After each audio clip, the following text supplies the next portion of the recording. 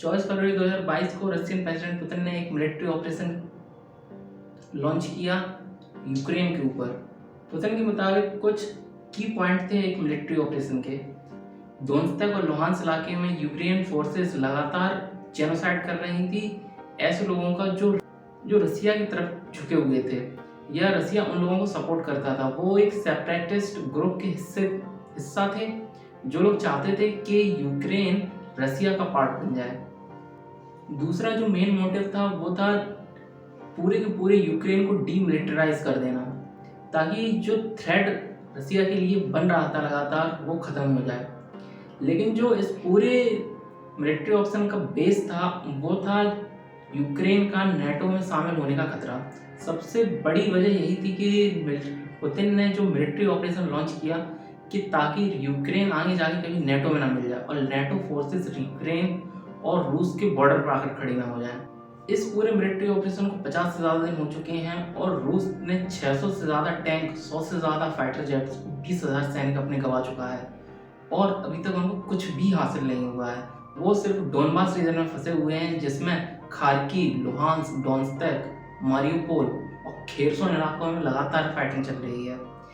जो तरक्की Russian forces ने नॉर्थ में की थी जिसमें वो कीव के करीब पहुंच चुके थे, सिर्फ कीव वहां से 10 या 15 किलोमीटर दूर था, उस काफिले पे लगातार हमले हो रहे थे और रशियन फोर्सेस वहां से विड्रॉ कर चुकी हैं। वो पीछे हट गए हैं और पूरा इलाका जो उन्होंने कब्जा कर लिया था वो अब यूक्रेन फोर्सेस के पास है। अब जो मेन फाइटिंग है वो सिर्फ डोनबास रीजन में चल रही है। ये 5 इलाके ऐसे हैं जहाँ पर रशियन फोर्सेस की भारी मौजूदगी है। इस पूरी की पूरी वॉर को और जो सो कॉल्ड मिलिट्री ऑपरेशन है इसको हम 4 भागों में डिवाइड करेंगे, जिसमें एक ब्रीफ बैकग्राउंड हम जानने की कोशिश करेंगे, दूसरा हम यूक्रेन और वेस्टर्न साइड जानेंगे, तीसरा हम रशियन साइड देखेंगे और चौथा हम इंडियन इंटरेस्ट जानेंगे। हमारे क्या ऐसे इंटरेस्ट हैं जो हम अभी तक रशियन फोर्सेस को हमने कंडेम नहीं किया है, रशिया किसी भी फैसले को हमने आज तक कभी गलत नहीं कहा। यूक्रेन वॉर का जो मेन मोटिव था वो था मिन्स्क एग्रीमेंट का उल्लंघन, ऐसा रशियन प्रेसिडेंट पुतिन ने कहा था। मिन्स्क एग्रीमेंट 2014 में बेलारूस की राजधानी मिन्स्क में साइन किया गया था, जिसमें कहा गया था कि डोनबास वाले रीजन में जो सेपरेटिस्ट लोग हैं जो चाहते हैं कि यूक्रेन रूस में शामिल हो जाए, ऐसे लोगों पर जो कार्रवाई है वो रोकेगा यूक्रेन और उनके लिए एक स्पेशल कानून बनाया जाएगा या पूरी तरीके से उनको एक सेपरेट कर दिया जाएगा। उन पे यूक्रेन का जो संविधान है वो लागू नहीं होगा और वो पूरे इलाके में एक स्वतंत्र सरकार अपने आप चलाई जाएगी और जो दमन वहाँ पर किया जा रहा है या जो भी फाइटिंग चल रही है उसको तुरंत सीज फायर किया जाएगा और रोक दिया जाएगा। लेकिन ये एग्रीमेंट जब साइन हुआ उसके 1 साल के बाद भी ये अमल में नहीं आ सका, जिसके बाद इस एग्रीमेंट को 2015 में फिर से साइन किया गया, जिसमें जर्मनी और फ्रांस भी बीच में मीडिएटर के रूप में आए। इसके बाद तय किया गया कि एक फ्रंट लाइन बनाई जाएगी जिसके कुछ दूरी तक 100 मिलीमीटर से ज़्यादा भारी वेपन्स उस लाइन के करीब नहीं लाए जाएंगे और उस लाइन के दोनों तरफ बफर जोन बनाए जाएंगे, जिसके बाद यूक्रेन और सेपरेटिस्ट ग्रुप के अलग अलग जो पार्ट हैं उनको डिवाइड कर दिया जाएगा। रसिया हमेशा से सेपरेटिस्ट ग्रुप का जो डोनबास वाला रीजन है उसको हमेशा से सपोर्ट करते आया है। उनको हथियार देना, पैसे देना, ये सभी बातें कही गई हैं लेकिन कभी भी इस चीज़ कभी साबित नहीं हो पाई। इस सब का सबसे बड़ा जो मोड़ आया था वो 2019 में यूक्रेनियन इलेक्शन आए थे, जिसमें जेलेंस्की यूक्रेन के प्रेसिडेंट बन गए। वो सिर्फ 41 ईयर्स के थे जब वो यूक्रेन के प्रेसिडेंट बने थे। उनका जन्म 25 जनवरी 1978 को हुआ था। वो पेशे से एक कॉमेडियन और एक एक्टर रह चुके हैं, लेकिन उन्होंने अपने देश के साथ कॉमेडी नहीं की। जेलेंस्की एकमात्र ऐसे इंसान है जिन्होंने पूरे यूक्रेन और रशियन वॉर को पलट दिया। अगर वो कीव छोड़कर भाग जाते तो ये मात्र 5 दिन में ही वॉर खत्म हो जाती। जेलेंस्की ने बाकी पार्टियों के जो कैंडिडेट थे उनको हराकर सेकंड राउंड में एंटर कर लिया, जिसमें 2 कैंडिडेट होते हैं और वोटिंग के आधार पर उन दोनों कैंडिडेट में से एक कैंडिडेट को यूक्रेन का प्रेसिडेंट घोषित किया जाता है। जेलेंस्की ने अपने कंपेटिटर को 73% वोट के साथ हरा दिया था। उनके कंपेटिटर को 30% से भी कम वोट मिले थे, जबकि उन्होंने जेलेंस्की से 3 टाइम्स एक्स्ट्रा मनी इन्वेस्ट किया था 2019 के इलेक्शन में।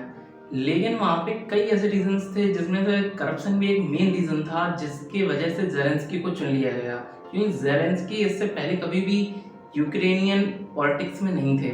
उस टाइम जो भी आर्टिकल पब्लिश किए गए थे उसमें ये साफ लिखा गया था इट्स अ लैंडस्लाइड विक्ट्री, जिसमें बताया गया था एक तरफा जीत हुई थी ज़ेलेंस्की की।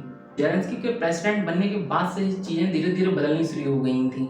ज़ेलेंस्की ने बार बार कहा है कि यूक्रेन की सेफ्टी को इंश्योर करने के लिए वो नेटो में शामिल हो जाएंगे। ये चीज़ रूस को नागवार थी बिल्कुल। रशियन प्रेसिडेंट पुतिन लगातार इस बात की चेतावनी दे रहे थे कि अगर यूक्रेन ने नेटो में शामिल होने की कोशिश की तो हम कुछ ना कुछ जरूर बड़ा करेंगे। लेकिन ज़ेलेंस्की ने उनकी एक भी बात पर ध्यान नहीं दिया। उन्हें ऐसा लग रहा था कि वेस्टर्न वर्ल्ड और अमेरिका उनका साथ देगा आकर, लेकिन ऐसा हुआ नहीं। जब 24 फरवरी को पुतिन ने मिलिट्री ऑपरेशन के आदेश दिए तो यूएस प्रेसिडेंट ने साफ कह दिया कि हमारे सोल्जर्स यूक्रेनियन लैंड पर नहीं जाएंगे। इस पूरी कॉन्फ्लिक्ट या पूरे के पूरे जो इन्वेजन था इसका एक दूसरा साइड था यूक्रेन और वेस्टर्न साइड, जिसमें यूएस भी शामिल था। यूरोप में तकरीबन 30 देश और यूएस को मिलाकर उन्होंने एक मिलिट्री अलायंस बनाया था नेटो, और यूक्रेन की हार्दिक इच्छा थी कि वो नेटो को ज्वाइन कर सकें ताकि उनकी सिक्योरिटी इंश्योर की जा सके। लेकिन नेटो में शामिल होने के भी कई सारे स्टेप्स होते हैं, वो लोग जांचते परखते हैं, तब जाके नेटो में आपको सदस्यता मिलती है। यूक्रेन चाहता था कि उनको जल्द से जल्द इसमें शामिल कर लिया जाए, और नेटो फोर्सेस को लगातार इस चीज़ का डर था कि अगर हम ऐसा कुछ करेंगे तो कुछ ना कुछ बड़ा ज़रूर होगा इस रीजन में। उनको ये बात पता थी, लेकिन इसके बाद भी वो यूक्रेन फोर्सेस को ट्रेनिंग दे रहे थे और लगातार बयान दिए जा रहे थे कि हम यूक्रेन को नेटो में शामिल कर लेंगे। ये नहीं कहा जा रहा था, बल्कि ये कहा जा रहा था कि हमारी ऊपर डिपेंड करता है कि हम उन्हें शामिल करें या ना करें। बाइडेन ने लगातार ये बातें कही हैं। इस वक्त पूरे दुनिया में अगर किसी पॉलिटिकल विल की बात की जाए तो सबसे ज़्यादा रशियन प्रेसिडेंट पुतिन की है। बाइडेन अब तक के इतिहास के सबसे कमज़ोर प्रेसिडेंट माने जाते हैं यूएस के, जिनकी गिनती टॉप 5 वीक प्रेसिडेंट में गिनी जाती है। अफगानिस्तान में जिस तरह का ब्लंडर यूएस ने किया था उसके बाद उन्होंने यूक्रेन फिर से ये गलती दोहरा दी। अगर बाइडेन चाहते थे कि पूरा का पूरा युद्ध रुक जाता, लेकिन लगातार उनकी तरफ से अग्रेशन दिखाया गया और जबकि जमीन पर कुछ भी नहीं किया गया। अगर बाइडेन कुछ अपनी फोर्सेस नॉर्थ वाले इलाके में या जापानीज साइड से अगर लगा के रखते तो काफी हद तक रशिया के ऊपर प्रेशर बन के रहता, लेकिन उन्होंने सबसे बड़ी गलती यहीं पर कर दी। उन्होंने पुतिन की वार्निंग्स को बहुत ज्यादा हल्के में ले लिया और यूक्रेन एक बलि के बकरे के तौर पर यूज किया गया। जब रशियन फोर्सेस ने यूक्रेन बॉर्डर को इन्वेड करना शुरू कर दिया तो वेस्टर्न वर्ल्ड ने हाथ खड़े कर दिए और वो कहने लगे कि हम सिर्फ सैंक्शन लगा देंगे, लेकिन हम अपनी फोर्सेस कभी भी मैदान में नहीं भेजेंगे। इमोशनली ये चीज़ देखने में बहुत बुरी लगती है, लेकिन प्रैक्टिकली ये चीज़ बहुत ज़्यादा सही थी। अगर वो अपनी फोर्सेस यूक्रेन में भेज देते तो यहाँ पर एक डायरेक्ट वॉर हो जाती नेटो और रूस के बीच में। लेकिन यूरोप और अमेरिका ने यूक्रेन को मदद देना बंद नहीं किया। जिनमें से मेन जो सबसे घातक चीज़ थी वो थी जेवलिन और stinger missile. Javelin missiles Russian tanks के लिए सबसे घातक साबित हुई। रशियन टैंक्स रशियन सोल्जर्स के लिए कब्र बन गए हैं। यूएस और यूरोप के जो सैंक्शंस की अगर बात की जाए उसमें सबसे बड़ी जो चीज़ थी वो था रूस को स्विफ्ट से बैन कर देना, जिसके बाद इंटरनेशनल ट्रांजैक्शन थे वो सारे फ्रीज हो चुके थे और कोई भी देश को अगर उससे डायरेक्ट ट्रेड करना था तो वो भी करना बहुत ज़्यादा मुश्किल हो रहा था। या तो वो अपनी लोकल करेंसी में ट्रेड करे, डॉलर का यूज़ नहीं किया जा सकता था। यूएन के में भी कई सारे डिसीजन लिए गए, जिसमें से कुछ में तो रशिया ने वीटो कर दिया, जबकि कुछ में उन्होंने वॉकआउट कर लिया। रशियन ऑयल को बैन कर दिया गया, ट्रेड पे बैन लगा दिए गए, यूएनएचआरसी से रूस को बाहर निकाल दिया गया। इंटरनेशनल कोर्ट ऑफ जस्टिस में भी केस गया जिसमें रूस को लगातार आलोचनाओं का सामना करना पड़ा। रूस ने अपने लॉयर्स थे वो ही नहीं भेजे कोर्ट में। उन्होंने कहा कि हमें कोई फर्क ही नहीं पड़ता है कि इंटरनेशनल कोर्ट ऑफ जस्टिस क्या ऑर्डर देता है।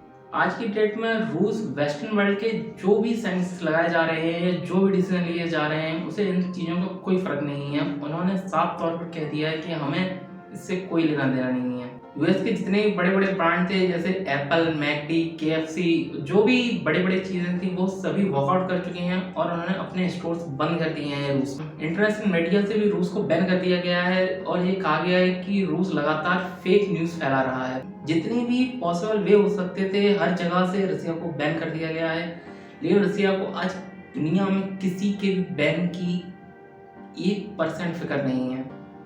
उन्हें जो करना है वो कर रहे हैं।